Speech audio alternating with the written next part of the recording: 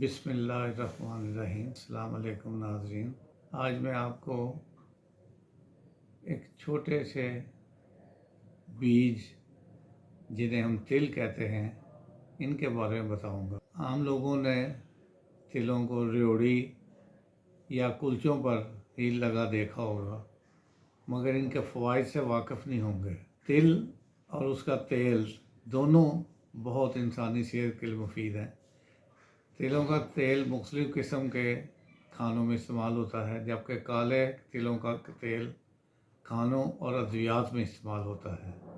جدید سائنسی تحقیق کے مطابق تلوں میں کافی مقدار میں معدنی نمکیات اور چربی ہوتی ہے۔ اس کے علاوہ اس میں ایک فاسفورس سمیت چکنائی بھی ہوتی ہے جو دماغ اور اعصاب کے لیے بہت بہتر ہوتی ہے۔ ایسا مادہ تل کے علاوہ انڈے کی زردی، گوشت اور کچھ دالوں میں بھی ہوتی ہے۔ تلوں کا مزاج گرم و تر درجہ دوم ہے۔ ان کا ذائقہ شیریں مزیدار ہوتا ہے۔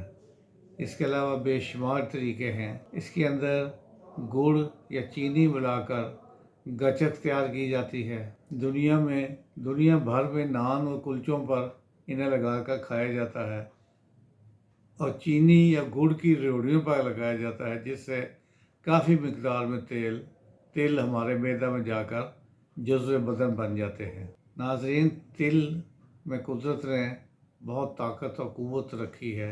اعصاب کو مضبوط کرتے ہیں، اس لیے قوت باہ کو مضبوط بنانے کے ساتھ ساتھ مادہ تولید میں بھی اضافہ کرتے ہیں۔ خونی بواسیر میں بے حد مفید ہیں۔ اس کے لیے تازہ مکھن میں شامل کر کے کھائے جاتے ہیں، یا 50 گرام تل اور مغز اخروٹ ملا کر چبانے سے بواسیر کا خون بند ہو جاتا ہے۔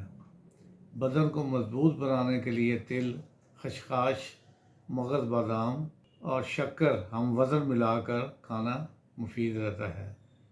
سینہ اور گلے کی تکلیف میں شہد تلوں کے ساتھ کھانے سے فائدہ ہوتا ہے۔ بعض بچوں کو سوتے ہوئے یا جاگتے ہوئے پیشاب کرنے کی عادت بستر پر ہو جاتی ہے۔ انہیں تلوں میں گڑ ملا کر رات سونے سے پہلے پانی کے ساتھ کھلائیں۔ 1 ہفتہ تک کھانے سے فائدہ ہوگا۔ ناظرین، تلوں کے پتوں اور جڑ کا جوشاندہ بنا کر بال دھونے سے بال سیاہ رہتے ہیں اور گرنا بھی بند ہو جاتے ہیں۔ پتے اور جڑ پنساریوں سے مل جاتے ہیں۔